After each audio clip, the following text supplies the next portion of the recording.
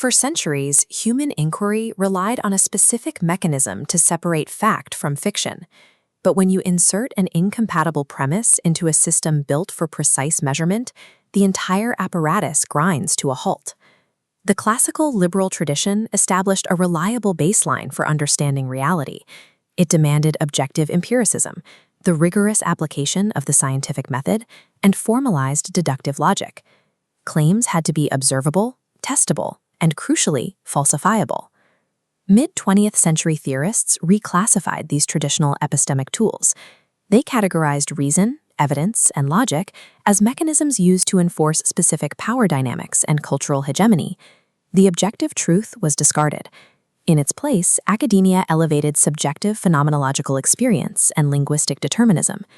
Reality was reframed as something socially constructed through localized language, dictated by power dynamics.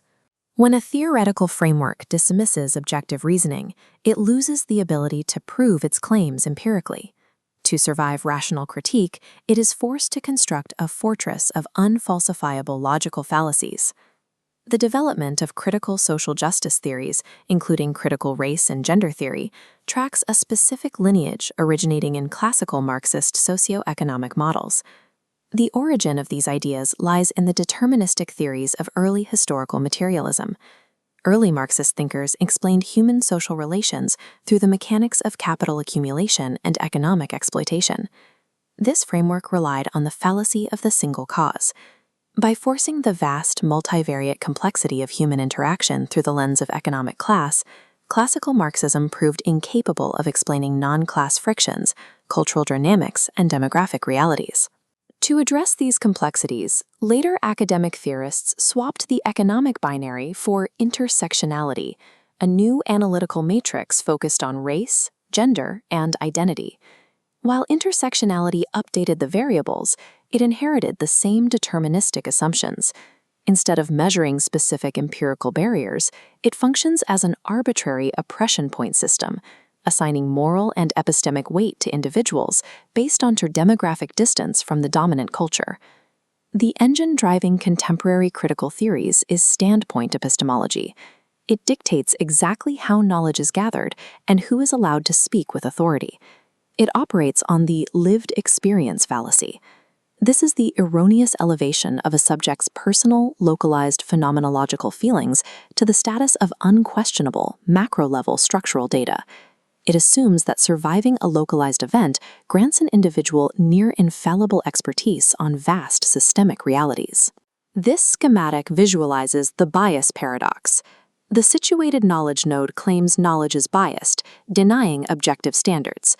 The epistemic privilege node asserts marginalized standpoints produce objective truths.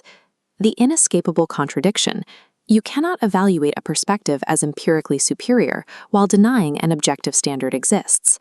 To navigate this paradox, theorists rely on epistemic circularity, attempting to justify fundamental principles entirely by pointing back to their own definitions of marginalization. By trapping itself in a closed logical loop, standpoint epistemology systematically insulates its claims from external falsifiability or rigorous peer review. Because these frameworks reject objective logic, they require formal argumentative evasion tactics to survive scrutiny in academic and public debate. The primary weapon of evasion is a rhetorical device called Bulverism, coined by the philosopher and theologian C.S. Lewis in 1941. Bulverism is the fusion of circular reasoning and the genetic fallacy. It is designed to dismiss dissent without engaging the actual substance of a critique. This flowchart maps Bulverism bypassing logical deduction.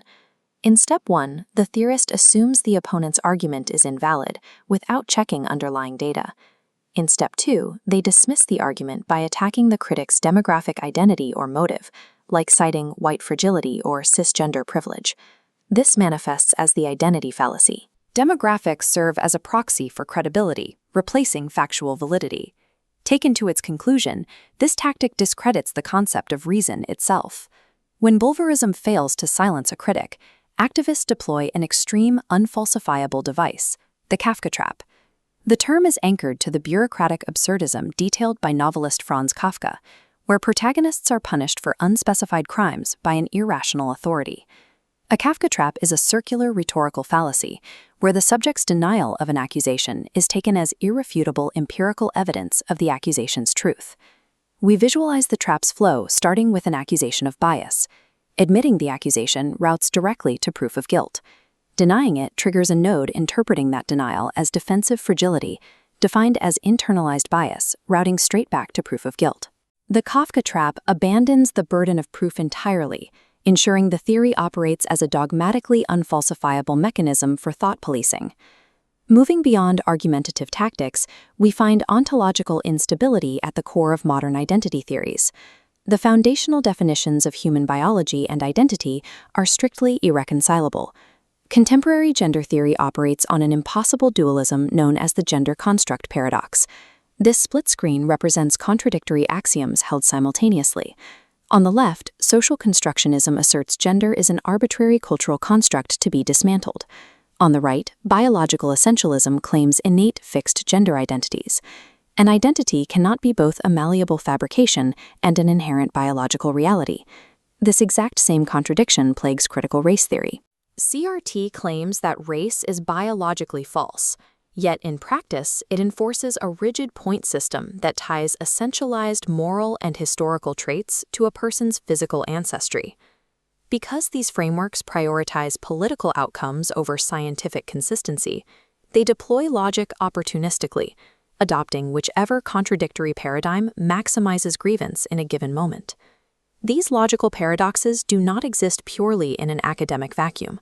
Over the past decade, they have been operationalized into the global economy through diversity, equity, and inclusion bureaucracies. The scale of this operationalization is massive. Longitudinal data from Rutgers University tracks the application of these theories across the corporate sector and academia. The analytical error of applied DEI is its reliance on the false cause fallacy. The bureaucracy assumes that all multivariate statistical disparities in a workplace are the result of systemic bigotry, ignoring the complex conditional probabilities that actually determine career pipelines. This chart tracks the empirical data regarding these interventions. As the annual spend on mandatory DEI training reaches $8 billion, the metrics for workplace empathy and overall organizational performance drop. The failure is predictable. Because the framework relies on the ecological fallacy, falsely deducing individual characteristics based solely on macro-group demographics, it functions as a zero-sum mechanism of reverse discrimination that engenders hostility rather than cohesion.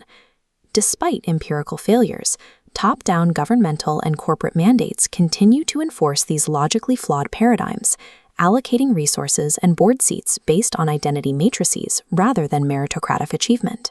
The internal architecture of these theories remains consistent, a framework built upon circular reasoning, the denial of falsifiability, and the systemic commission of the ad hominem fallacy leads to structural friction and operational collapse. The code of critical social justice is not an engine for progress. It is an infinite loop of assumed malice, designed to insulate its own dogma from the rigors of rational inquiry. To reverse the divisive effects of these policies, institutions must apply a steadfast return to objective empiricism, formalized logic, and rigorous multivariate statistical analysis. True human progress and genuine social justice require the unyielding recognition of a single rule: the validity of an argument must always be evaluated independently of the identity of the speaker.